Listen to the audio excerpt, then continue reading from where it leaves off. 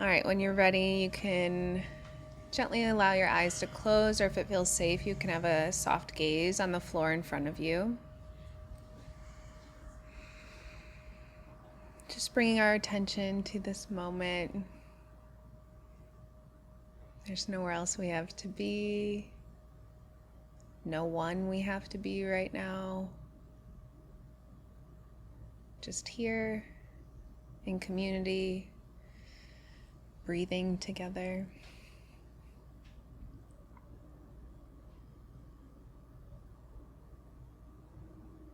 The meditation will begin and end at the sound of the bell.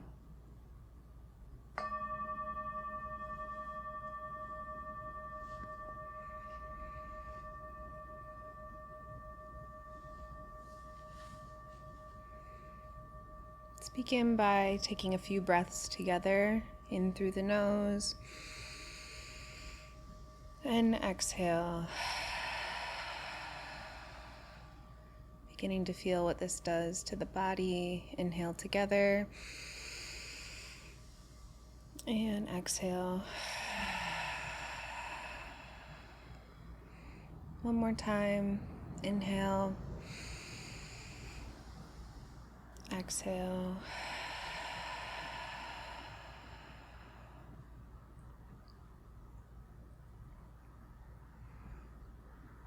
Just feeling what that does and how we're able to connect to the body. Feeling our lungs expand and contract. There's no wrong or right way to be meditating tonight. There's nothing to accomplish. Just allowing ourselves to arrive here in this moment exactly as we are. Allowing our breath to find its own natural rhythm. And as our awareness gathers, just sort of noticing the simple experience of breathing. Noticing the rise and fall of our abdomen, the expansion of our chest, maybe the coolness of the inhale and the warmth of the exhale.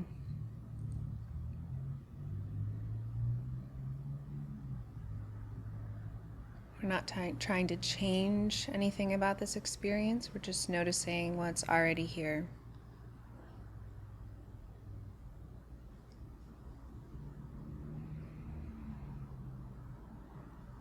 And as the mind begins to settle, we're going to become curious about the body. Starting with the top of the head, easing any tension here in our scalp, in our temples, our forehead.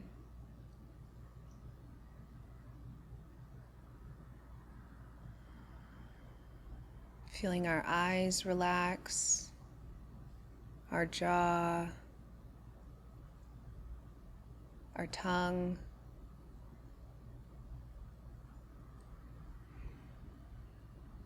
And with each breath, and as that breath goes in and out, easing the tension down our neck and our shoulders. And wherever there might be points of tension, seeing if we can breathe into those areas even deeper.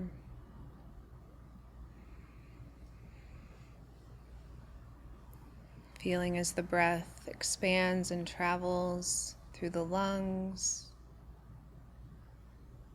down the back, into the belly.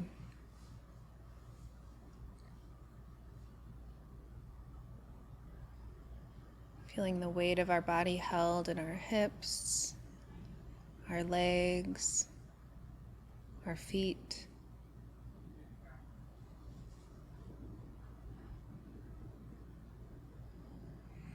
And sometimes we discover we're holding tension in places we didn't even realize.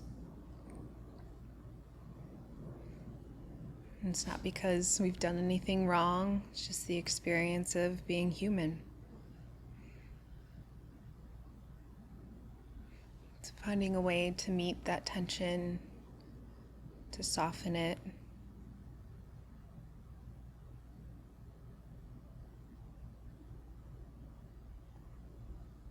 No need to force anything. Just experiencing the body as a whole.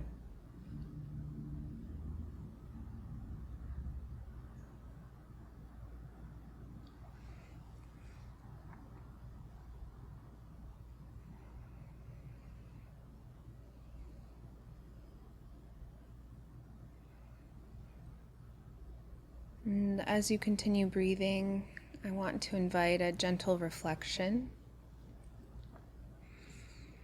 Is there anything you've been carrying lately? And this doesn't have to be the biggest or hardest thing, but maybe just something that you've been turning over and over in your mind. Maybe it's that conversation you had last week. Is it an expectation that you're holding of yourself? A worry, a disappointment? Whatever comes to mind naturally. No need to search it out. But we're simply going to notice what it's like to just hold that awareness.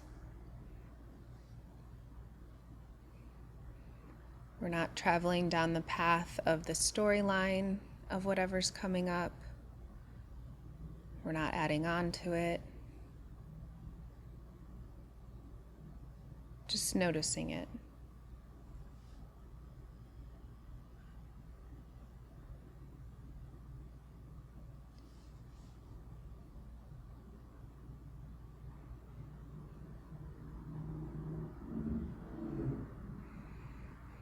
And I'm curious, as you hold this awareness, what do you notice in the body? Does somewhere feel tight? Does your chest feel heavy? Is your body feeling restless?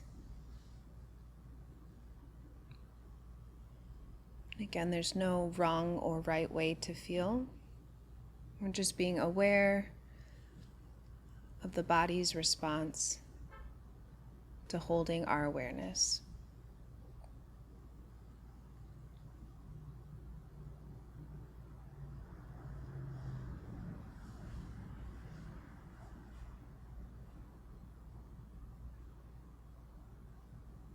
We're working on becoming familiar with this experience.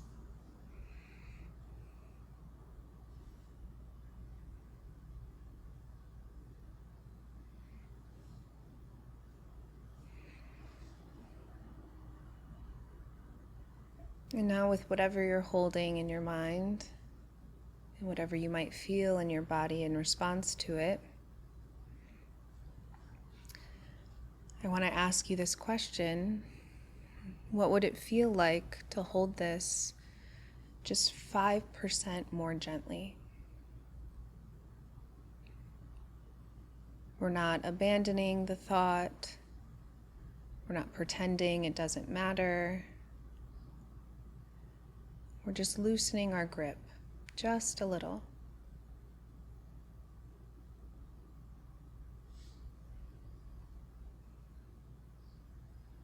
What would it feel like to hold this just 5% more gently?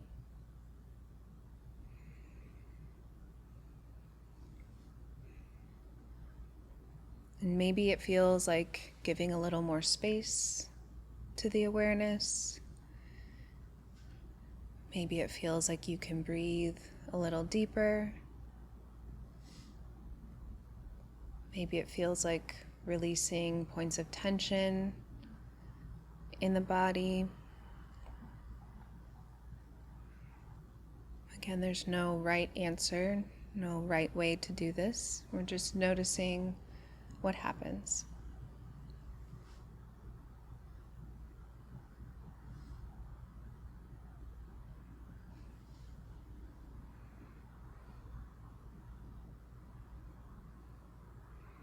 what would it be like to hold this worry 5% more gently?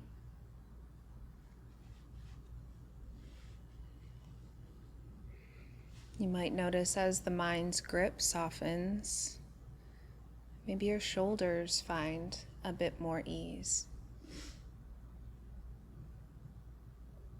Maybe the breath is slower and deeper, all on its own.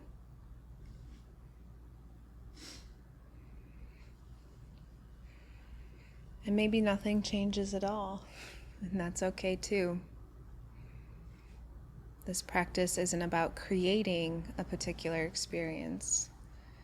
It's about learning what happens when we stop adding quite so much effort.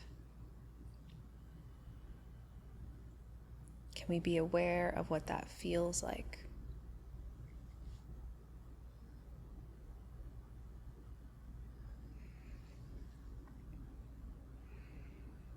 So see if you can imagine that whatever you're carrying, whatever came to your mind, imagine it's resting beside you instead of entirely on your shoulders or within you.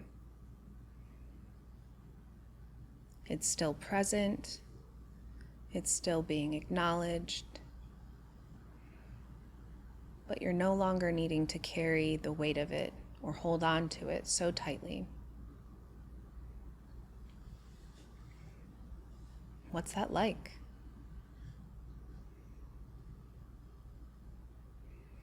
Does it feel a little apprehensive to set it down?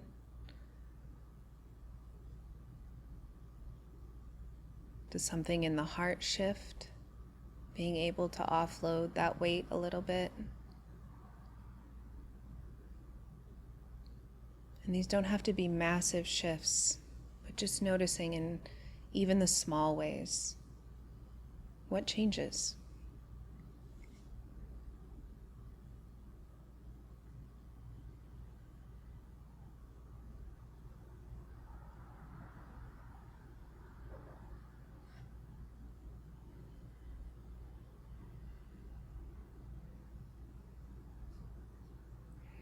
And if it feels supportive, you might gently offer yourself a few gentle phrases. May I trust that I don't have to carry everything. May I meet this moment with kindness. May I discover the peace that comes from a softer heart.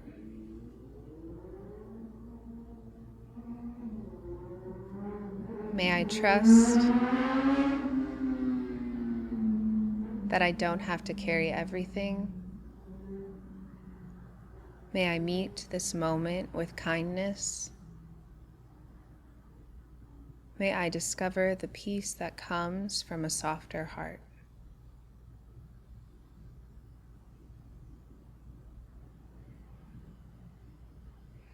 If this is feeling like too much to hold, you always can return to the anchor of the breath and the body. But I invite you to allow whichever phrase resonates with you to naturally follow the rhythm of your breath.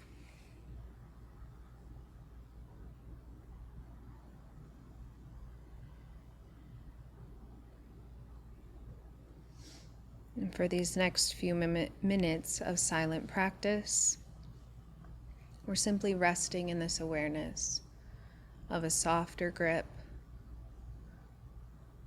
of meeting ourselves with compassion, and allowing ourselves to experience this moment exactly as it is.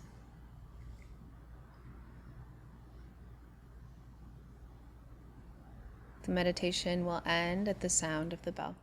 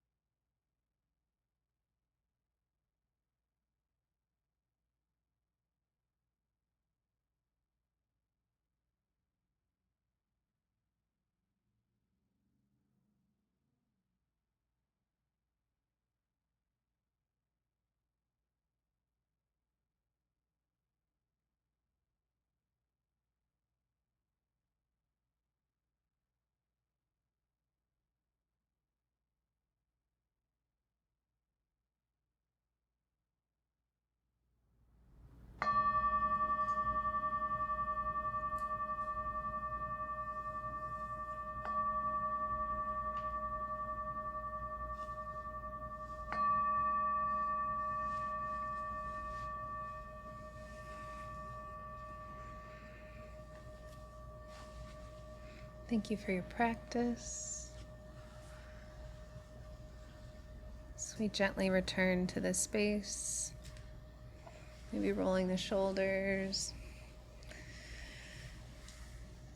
coming back to the room.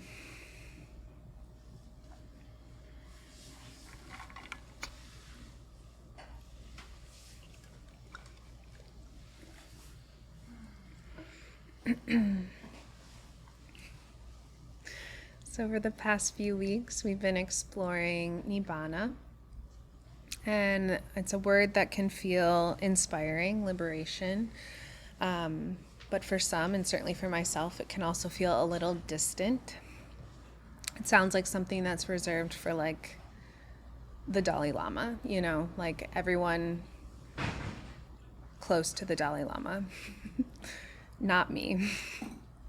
And I think because of that, it's easy to hear teachings about liberation and think like, well, that sounds nice, but I'm nowhere close to that, or that has nothing to do with me.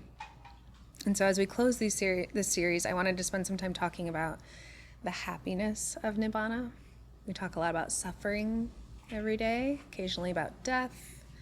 Let's talk about some happiness. And so I want to discuss it more in a way that's not as some like far off spiritual achievement, but something that we can begin to recognize in our everyday lives, in our own experience. Because I know, a lot of common phrases that come up over these series is the language of like letting go. And that doesn't always sound very appealing. I'm a person who really loves control, so letting go is like on the complete opposite end of that spectrum. But what if we've been misunderstanding what letting go really means? What if letting go isn't the end of joy, but the beginning of it?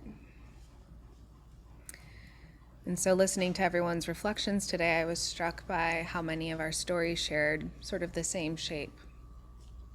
We talked about relationships we eventually walked away from, jobs we left, giving up things that once meant something to us. And at the same time, those moments felt frightening, maybe in the moment, and we couldn't imagine, or it was hard to imagine what the other side of that looked like.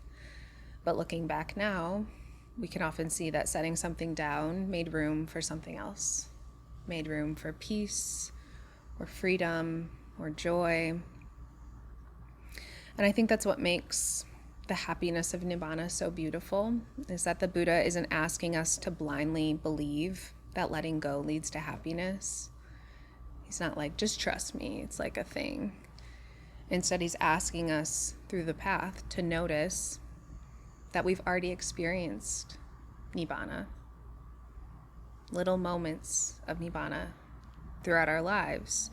And every time we've sort of loosened that grip on something, we're catching a glimpse of that freedom that's possible. And now, for disclaimer's sake, I'm not enlightened.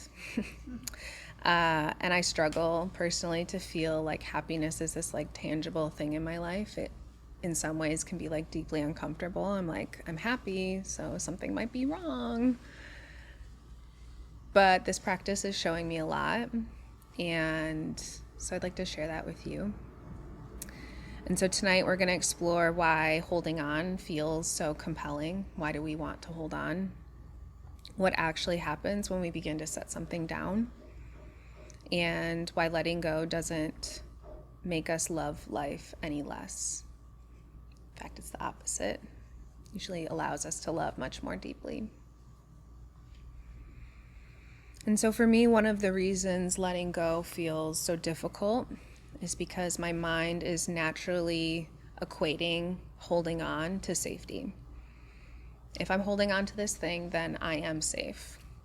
And that is a perception, because most of what I'm holding on to has nothing to do with my safety. But that's a human experience, right? Like, we're not broken for wanting to hold on.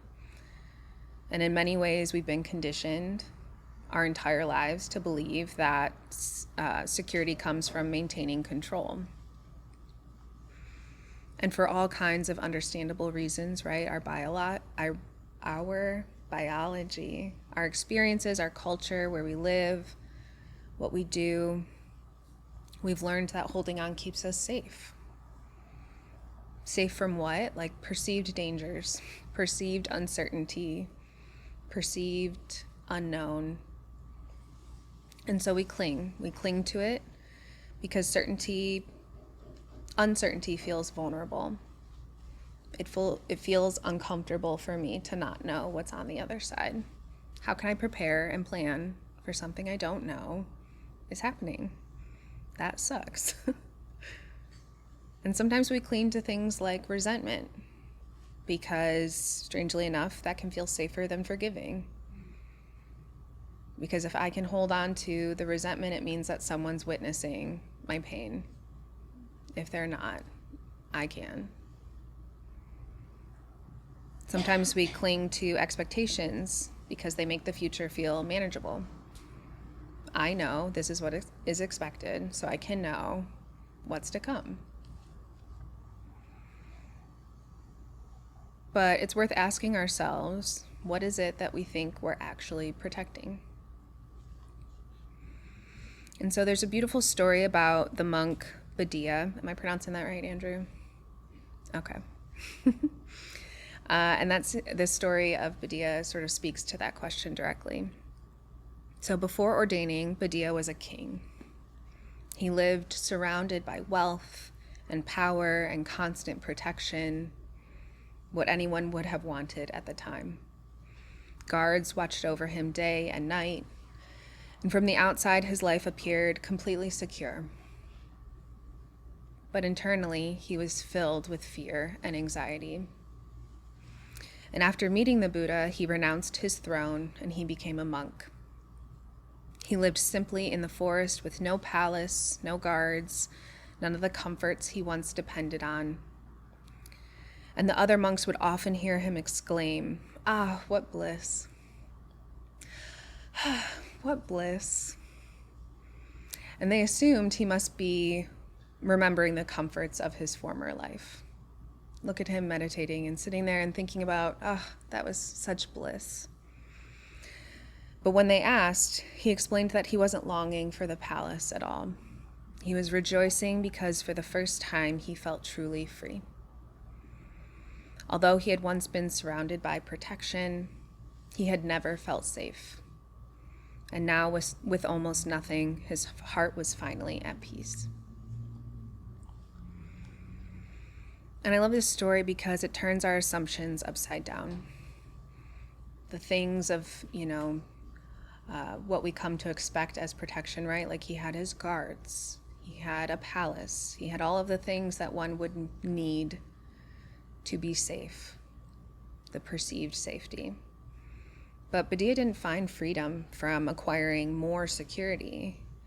He found it by no longer depending on those conditions for his well-being. When his external life became simpler, his inner life became immeasurably richer. He gained contentment and ease, simplicity, fearlessness. And now, no one's saying that you have to give up all of your material possessions and go live in the woods to find peace, but just imagining that transition that he had from the fear and anxiety of living in seemingly a secure place to finding true freedom. And I ask, can you imagine living like that? Just that felt like heart sense. Not because everything in your life is perfect, but because your happiness no longer depends on everything going according to plan. Imagine for a moment how much energy becomes available when you're no longer trying to defend yourself all the time. How beautiful would that be? I think about it and I just feel like the ease of my shoulders being like, so I don't have to wake up like this every single day. It's exhausting. I had a friendship once that I held really dear. It was sort of one of those friendships where I thought that was the best a friendship could ever be. Like the inside jokes, we've known each other for so long. I've known their family. Everyone knew how close we were. We were truly like each other's person. But over time, we were both changing, and I was clinging like hell to this thing that I thought I'd never have again. I felt like I was losing it. And eventually, the friendship ended, and it felt soul-shattering. Like everything that I had thought for this future of this friendship, we're gonna raise kids together, like this is my person. But letting go of that friendship showed me so much more than I ever would have seen if I would have stayed. And looking back now, I almost like laugh at how convinced I was that that was like the epitome of friendship. Because leaving that experience, leaving that relationship allowed me to see more value in my life. It allowed me to see how desirable what I had was versus what I was comparing to her or to the friendship that we had. It allowed me to see how much I have grown and that not others aren't always going to grow with me. And that doesn't mean I'm meant to keep myself small or stay the same. And so this thing that truly was like, I could never have seen the end of it, I never wanted to see the end of it, became such a gift for how I pursue friendship now, for how I want to show up in community, for how I want to show up as a friend. And it's like a switch went off where I was like, why was I fighting for that in the first place? Why did I spend so long fighting for a thing that wasn't meant for me? And so what happens when we finally set something down? What I find so interesting is that when we're standing on one side of letting go, we always just imagine the loss. If I let it go, it's like the huge list of everything that I would be losing. Can you imagine? Oh my gosh, if I let this relationship go, the resentment, if I let the expectations or this identity go, what am I losing? But so often our lived experience tells a different story, which is kind of what we all saw with our prompt just a few minutes ago. When we actually release something that has been weighing on us, what opens up to us is an emptiness. It's space, it's opportunity, it's growth, it's change, it's happiness. So on the other side of letting go, maybe the different perception of letting go is letting go will allow me space to breathe. Letting go will allow me space to rest. Letting go will allow me space to love. Letting go allows me the space to notice the joy that's already here. And so when we look at the stories we shared from each other, I don't hear people describing lives that became smaller from letting go. I don't hear people describing things that got worse off from having let that thing go. I hear people saying that things became more spacious, that they learned who they were in a deeper way, or they found out what they truly wanted from having let something go. And so that makes me wonder whether happiness isn't always something we have to create. I don't know about you, but sometimes it's like, if I do something, then I will be happy. If I get something, then I will be happy. It comes out of a creation. Our culture tells us this, right? The more we have, the more success, the more opportunities, the more possessions, accomplishments, experiences, more is more. But the Buddha offers us another possibility. Perhaps some forms of happiness don't need to be created at all. Perhaps they simply become visible when what obscures them begins to fall away. And it makes me think of I feel like these are very 80s, like those textured window panes, you know? You can see light and shapes through them, but you can't see through them. And I feel like letting something go or setting something down is like opening up that window. you can see now to the other side. There's opportunity. There's a window, metaphorically. Before letting go, you didn't really know. There's a lot of unknown, a lot of ambiguity of just seeing the shapes and seeing the light. But maybe if I set something down, it gives me fresh air, gives me access to something new. And every time I've let something heavy go, and I don't know about you, but I've discovered that the whole time I was selling myself short, believing that that was the best life had to offer me. And so I think about the sun on a cloudy day. We don't create the sun by moving the clouds. We simply allow what was already shining to become visible again. It's already there. The happiness, the joy. Maybe we just can't see it because we need to let something go, to put something down. And so for me, I don't see Nibbana as something magical that happens. It's not like the magical fairy godmother comes out and, gives me the dress and the glass slipper. For me, it's more of like a release that's found when I stop insisting that I have to carry everything all the time. And so with Nibbana, there's sort of one final misunderstanding that I think is worth exploring, because I think many of us carry it, even if we don't say it out loud. It's, if I let go, will I stop caring? If I stop striving, will I lose motivation? If I stop clinging to people, won't I just become distant or indifferent? If I set this down, isn't that succumbing to whatever story my mind is telling me? And the Buddha's teachings isn't inviting us into indifference. It's inviting us into freedom. And so I think that there's a profound difference between attachment and love. So the holding and grasping and clinging is an attachment. Attachments say, I need this to go my way in order to be okay. I need to understand. I need to know. I need to plan. I need to have control. Attachments try to possess. Love allows things to just be, even though we don't know. And so I don't think the Buddha was talking about the kind of happiness that we usually chase. The excitement of buying something new, which I have done multiple times this week, or the thrill of getting good news. Those are beautiful things, but they are dependent on conditions, right? We've talked a lot about this before. They come and they will go. The happiness of Nibbana is different. It's quieter. It's less dramatic.